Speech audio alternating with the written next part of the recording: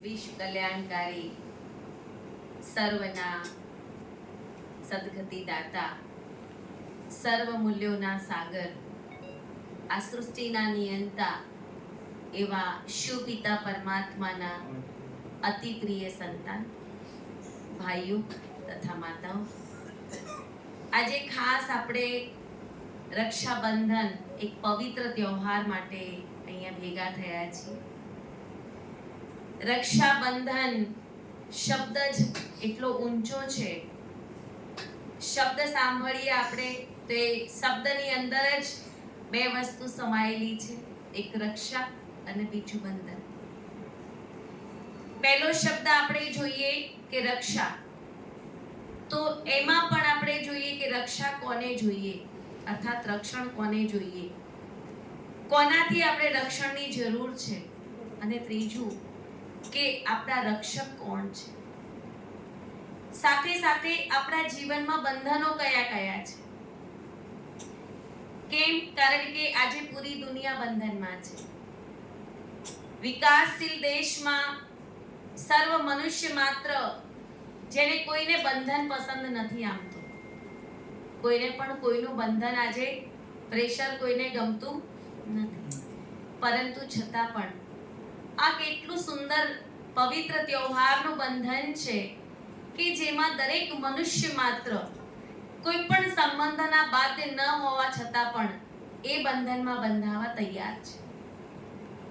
ખરેખર જેમાં કોઈ સંબંધ નથી, પૌરાણિક કથાઓ તો બહુ બધી સાંભળી લીધી, બહુ બધી વાર સાંભળી લીધી આપણે, કે જેમાં આપણે ખબર છે કે ભાઈ એ સંબંધોમાં કોઈ જગ્યાએ ભાઈ બહેનનો નહીં, અનેક સંબંધો છે એમાં, કે ઇન્દ્ર ઇન્દ્રાણી અર્થાત પતિ પત્નીનો સંબંધ છે, પછી દાદી અને પૌત્રનો સંબંધ છે, ચાહે બલિરાજાના શરૂઆતની જે રક્ષાબંધનની કહાની કે સ્વયં લક્ષ્મી દેવી ભગવાનને છોડાવવા બલિરાજાને રક્ષાસૂત્ર બાંધ્યું અને ભાઈ બનાવી અને ભગવાનને મુક્ત કરાવ્યા, એવી અનેક પૌરાણિક કથાઓ છે. તો આમ જોઈએ તો કેમ એવું કહેવામાં આવ્યું કે ભાઈ બહેન જ રાખડી ભાઈને બાંધે? એના પહેલા પણ આપણે જોઈએ તો કોઈ બહેન ભાઈને નહોતી બાંધતી, બ્રાહ્મણ જ કાચું સૂતરનું તાંતણું બાંધતા, અને સૂતરના તાંતણે વ્યક્તિ આખી વર્ષ માટેનું રક્ષણની એક ભાવના રાખતા અને આશીર્વાદ પ્રાપ્ત કરી અને આખું વર્ષ એમનું ખૂબ સુંદર જતું. સમય બદલાતો ગયો, જીવનમાં સમજીએ કે વર્તમાન પરિસ્થિતિ અત્યારે છે, એવી પરિસ્થિતિ પ્રમાણે દરેકને રક્ષણની જરૂર પડવા લાગી. એટલે સમય પ્રમાણે પરિસ્થિતિ બદલાતા બહેનોની સુરક્ષા ખાતર થઈ અને એક સાર્વભૌમિક જે વ્યવહાર હતો, તહેવાર, એના બદલે શું કહેવાય, ભાઈ બહેન જોડે રાખડી બંધાવે, કે જેનાથી પવિત્રતાનો જે તાતણો છે બંધાયેલો રહે અને નારીની સુરક્ષા થઈ શકે. ખરેખર આમ જોઈએ તો જીવનની લાંબી એક નજર કરીએ તો જ્યારે દીકરી જન્મ લે ત્યારે એનો રક્ષક જ પિતા હોય છે. જ્યારે એ દીકરી મોટી થાય એનો રક્ષક ભાઈ બને છે, અને જ્યારે લગ્ન કરે ત્યારે એનો રક્ષક પતિ બને છે. તો ક્યાં જરૂર છે કે એક જ ભાઈ બધાની રક્ષા કરે, યા એક જ ભાઈ પૂરી જિંદગી બહેનની રક્ષા કરે? એનાય પહેલા સમયમાં જોઈએ, મધ્યકાલીન કરતા પહેલાના સમયમાં, કે જે નારી ખુદ અબળા હતી, સબળા હતી, અબળા નહોતી. એ વખતે નારીને કોઈ જરૂર નહોતી રક્ષણની. કેમ? કે માતૃપ્રધાન દેશ હતો. આજે પણ આપણે જઈએ ભક્તિ માર્ગની અંદર તો માં લક્ષ્મી, માં દુર્ગા, માં સરસ્વતી જે નારીઓ છે, જે નારીઓએ આખા વિશ્વની તન મન ધનથી સુરક્ષા કરી છે. દુર્ગા માં શક્તિ સ્વરૂપા કહેવાયા, માં સરસ્વતી જ્ઞાનની સ્વરૂપા, જ્ઞાનની દેવી ગણાઈ, અને માં લક્ષ્મી ધનની દેવી. જો ત્રણ દેવીઓની પૂજા કરીએ તો આપણી જિંદગીમાં જે જોઈએ બધી જ પ્રાપ્તિ હોવા છતાં પણ સમય બદલાતા આજે રક્ષાબંધનનો તહેવાર મનાવવો પડ્યો. હવે પણ એમાંય સમય બદલાયો. હવે એવો સમય આવી ગયો છે કે સમય પ્રમાણે હવે ભાઈ રાખડી જોવે છે, બેન મારી કેવી રાખડી લાવી, સોનાની, ચાંદીની, કેટલા રૂપિયાની, અને બેન પણ એવું જોવે કે મને ભાઈએ શું વ્યવહાર કર્યો. એટલે સમજો, જે સાચો અર્થ હતો ને એ સંબંધોની ભાવનાઓ ખતમ થઈ ગઈ. પહેલા લેનદેનની ભાવના નહોતી, એક જ ભાવ હતો કે બેનની રાખડી બાંધવાથી મારું આખું વર્ષ ખૂબ જ સારું જશે. આજે ભાવ બદલાઈ ગયો, અને એવા ભાવની અંદર ઘણીવાર બેન રિસાઈ પણ જાય વ્યવહાર બરોબર ના કર્યો હોય તો. ઘણીવાર એવું પણ બને ભાઈ વિદેશ બેઠો હોય, બેન અહીંયા બેઠી હોય. ઘણીવાર એવું બને કે બેન અહીંયા છે, ભાઈ અહીંયા છે ને બેન વિદેશ છે. એવું પણ બની શકે કે બેન નાની છે અને ભાઈ મોટો છે તો રક્ષા થઈ શકે, પણ જે ભાઈ નાનો છે ને બેન મોટી છે એ ભાઈ કેવી રીતે રક્ષા કરવાનો? હવે આ દરેક સમજની આધારે આધ્યાત્મિક રહસ્યને આપણે સમજવાનું છે. એક વસ્તુ કે પહેલું જ આપણે જોયું કે રક્ષાની જરૂર કોને છે? શું નારીને જ રક્ષાની જરૂર છે? અહીંયા આપણે જોઈએ ના સ્ત્રીની વાત છે ના પુરુષની. રક્ષાની જરૂર દરેક આ વિશ્વની આત્માઓને જરૂર છે. કેમ કે આજે દરેક આત્માઓ વિકારોના બંધનમાં ફસાઈ ચૂકી છે, અવગુણોથી એટલી ગ્રસિત બની ચૂકી છે કે આજે જે ઈચ્છે છે એ પ્રમાણે સામેવાળો વ્યવહાર ન કરતા પણ આજે દુઃખની ફિલિંગો આવી ગઈ છે. બીજું કે કોનાથી રક્ષાની જરૂર છે? શું એક પુરુષોથી જ આપણી રક્ષાની જરૂર છે નારીને? પુરુષોને પણ રક્ષાની જરૂર છે. આજે ઘણીવાર જોઈએ તો એકલો પુરુષ પણ બહાર નથી નીકળી શકતો. આજે એના પણ જીવનમાં ભય છે. તો રક્ષાની જરૂર નર નારી દરેકને છે, અને એ કયું રક્ષણ? આધ્યાત્મિક રક્ષણ.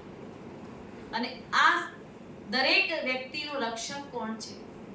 તો સ્વયં પરમાત્મા શિવ, આ વિશ્વના નિયંતા ભગવાન.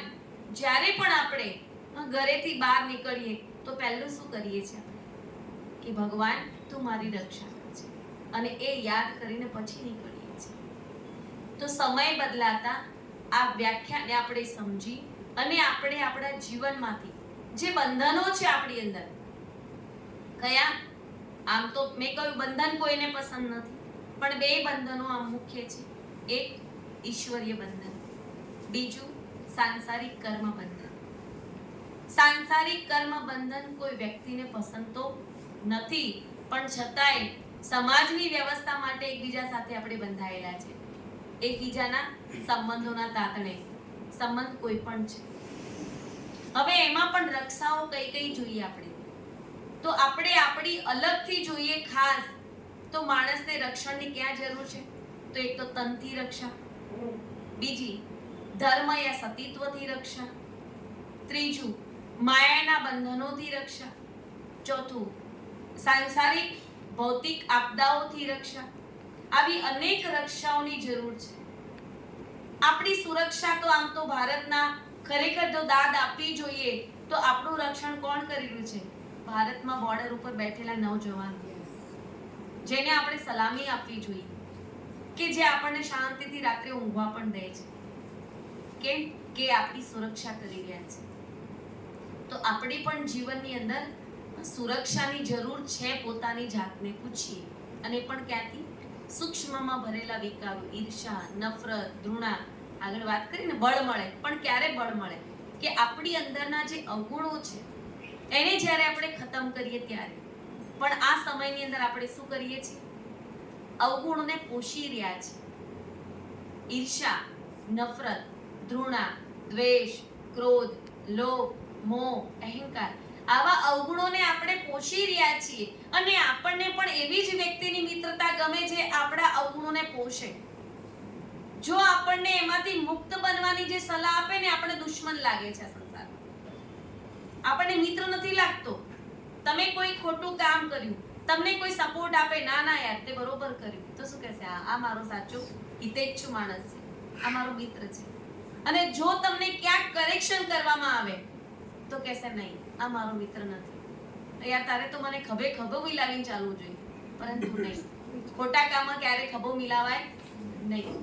તો કહેવાય કે આ સંસારની અંદર આપણે સ્વયંને પણ રક્ષણની જરૂર છે, અને એ રક્ષણ કોણ કરી શકે? જ્યારે વિકારોથી ગ્રસિત મનુષ્ય છે હરેક વ્યક્તિ, કે જે આપણી ક્યારે રક્ષા નથી કરી શકતી. એ હંમેશા આપણને નેગેટિવિટી જ આપી શકે છે, કારણ કે દરેક વ્યક્તિ માત્રમાં સૌથી વધારે શું ભરાયું છે આજે?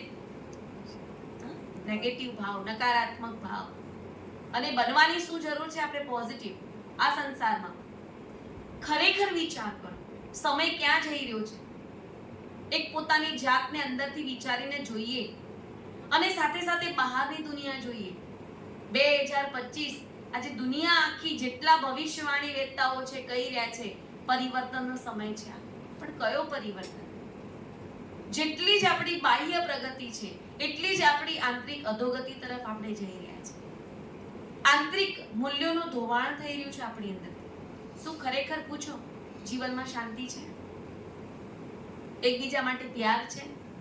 વાલું કોણ લાગે છે? પારકું, પોતાનો નહીં. સમય બદલાઈ ગયો. ભારત ગામડું બની ગયું. આજે ભારત ગામડું છે. વિદેશમાં અહીંયા બેઠા બેઠા મસ્ત મોબાઈલમાં વિડીયો કોલથી વાત થાય છે આપણી, પણ બાજુમાં બેઠેલા ભાઈ સાથે આપણે વાત નથી કરી શકતા. ત્યાં આપણને શું લાગે છે? કડવાહટ. એ સાથે જ પરમાત્મા પણ આપણને કહી રહ્યા છે કે રક્ષક સ્વયં ભગવાન આપણને આ બંધનોમાંથી મુક્ત કરાવવા માટે પરમ શક્તિ આપી રહ્યા છે. અને એ પરમ શક્તિનો સોર્સ, એના માટે આપણે શું કરવું જોઈએ? કમસે કમ 5 મિનિટ આપણે એવો સમય કાઢીએ કે હું ભગવાન આગળ બેસું અને મારી સ્વયં સાથેની હું ભગવાન સાથે વાતો કરું. એટલે આ બ્રહ્માકુમારી સંસ્થાએ એક પ્રોજેક્ટ બહાર પાડ્યો છે, મિલિયન મિનિટ્સ ઓફ પીસ, જે યુએનઓ દ્વારા આ પ્રોજેક્ટ દરેક સંસ્થાઓને આપવામાં આવ્યો છે. આપણે પણ એનો ઓપનિંગ કરવાનું છે. અને એમાં એવો એક પ્રોજેક્ટ છે જેમાં દરેકને ફોર્મ ભરાવાના અને એ ફોર્મની અંદર ફક્ત દિવસ દરમિયાન 5 યા 10 મિનિટ કાઢો. કોના માટે? ખુદના માટે અને વિશ્વની દરેક આત્માઓ માટે. મંદિર આગળ બેસો યા એકાંતમાં બેસો અને રિયલમાં ખુદની જાતને ભગવાન સાથે પ્રેયર કરતાની જેમ જ વાતો કરી. એક ભાઈ બનાવો ભગવાનને, યા મિત્ર બનાવો ભગવાનને, યા પિતા બનાવો. કોઈ વાત શેર કરીને જુઓ. તમારું કામ ન થાય તો કહેજો. ભગવાન તો શું કહે છે? આપણે પેલું કહેતા આવે ને, કોણ કહેતા હૈ ભગવાન ખાતા નહીં, તું પ્યાર સે ખિલાતે. કોણ કહેતા હૈ ભગવાન આતા નહીં, તું પ્યાર સે ભુલાતે નહીં. આપણને ભગવાન ફક્ત દિલ જ આપવાનું છે. ગીતામાં કહ્યું મન આપી દે અર્જુને. આપણે મન આપવાનું છે, તો જ આપણે અવગુણોથી આપણે મુક્ત બની શકીએ છીએ. હવે રક્ષાબંધનનો પવિત્ર તહેવાર, આજની આ સુંદર સભા, પવિત્રતા આજે દુનિયાને બધાને જરૂરિયાત છે. એટલું બ્રહ્મચર્ય નહીં યા ભાઈ બહેનના સંબંધોમાં પવિત્રતા નહીં. પવિત્રતા અર્થાત મન, વચન અને કર્મ પણ પવિત્રતા. કે હું જે બોલું એ કરું. એક લીડરશિપના ગુણો છે એ રહ્યા. લીડરશિપના ગુણ શું છે? કે જે બોલે એ કરે, જે વાયદો આપ્યો હોય નિભાવે, અને ત્રીજું એના જીવનમાં પક્ષપાત ના હોય. આ લીડરશિપના 3 ગુણો છે. એ પક્ષપાત વગર નિરપેક્ષ રીતે જીવનમાં આગળ વધે અને હંમેશા આગળ જાય. આ લીડરશિપના ગુણોને આપણે આપણી જાતની લીડરશિપમાં ઉપયોગ કરીએ કે હું મારી જાતને ચલાવવા વાતમાં. અને આ પવિત્ર તહેવારનો એક સુંદર સંકલ્પ લઈએ. કયો સંકલ્પ? કે મનથી હું દરેકના માટે સારું વિચારું.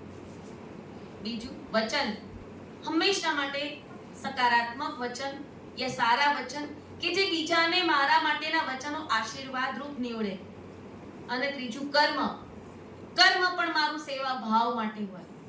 આપણું લૌકિક માટે તો આપણે કર્મ કરીએ જ છીએ, પણ વિશ્વ માટે હું કર્મ સારું કરું તો મન, વચન, કર્મથી હું આજે વિકારોના બંધનથી મુક્ત બની પવિત્ર ભાવ સાથે એક શ્રેષ્ઠ સંકલ્પના આધારે મારા મન, વચન અને કર્મને સુધારવાનો પ્રયત્ન કરીશ.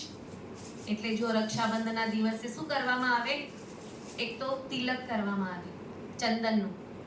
જે ચંદન કે જેની સુવાસ દરેકને પસંદ છે. તો આપણે પણ આપણા કર્મોને કેવા બનાવવાના? સુવાસિત કરવા. બીજું, ચોખા. બેનો ચોખા લગાવે તિલકમાં. ચોખા, એનું નામ છે અક્ષત. સદાકાલીન ચાલવા વાળું, અર્થાત જેનો ક્યારેક ક્ષતિથી નાશ નથી થતો. તો શરીર વિનાશી છે, શરીર તો ક્યારે ખતમ થઈ જશે ખબર નહીં, પરંતુ આત્માથી કરેલા શ્રેષ્ઠ કાર્યો એ અવિનાશી છે. આપણા ગયા પછી પણ આપણા કર્મો લોકો યાદ કરે છે. એના માટે આજે મલયભાઈને પણ હું યાદ કરીશ. દિલથી લોકો ભાવથી યાદ કરે છે. કેમ કે જીવનમાં હંમેશા લોકો માટે પરોપકાર કર્યા છે. દિલથી નમન છે, વંદન છે આત્માને. જ્યાં હશે ત્યાં ભગવાન ખૂબ સારી રીતે એને નવું ઘર આપશે. પરંતુ છતાં પણ આપણે પણ એવા શ્રેષ્ઠ કાર્ય કરીએ કે લોકો આપણને આપણી હાજરીમાં પણ સકારાત્મક પોઝિટિવ ભાવ આપે, આપણા ગયા પછી પણ લોકો આપણને યાદ કરે. અક્ષર અને સાથે રક્ષા સૂત્રનો ધાગો. રક્ષા સૂત્ર મોંઘી છે, સસ્તી છે એનાથી મતલબ નથી. એની અંદર દિલનો ભાવ કયો છે આપણો બેનનો, એ મહત્વનું છે. આજે તો ભાઈ બહેનોના સંબંધોમાં કટુતા આવી ગઈ છે.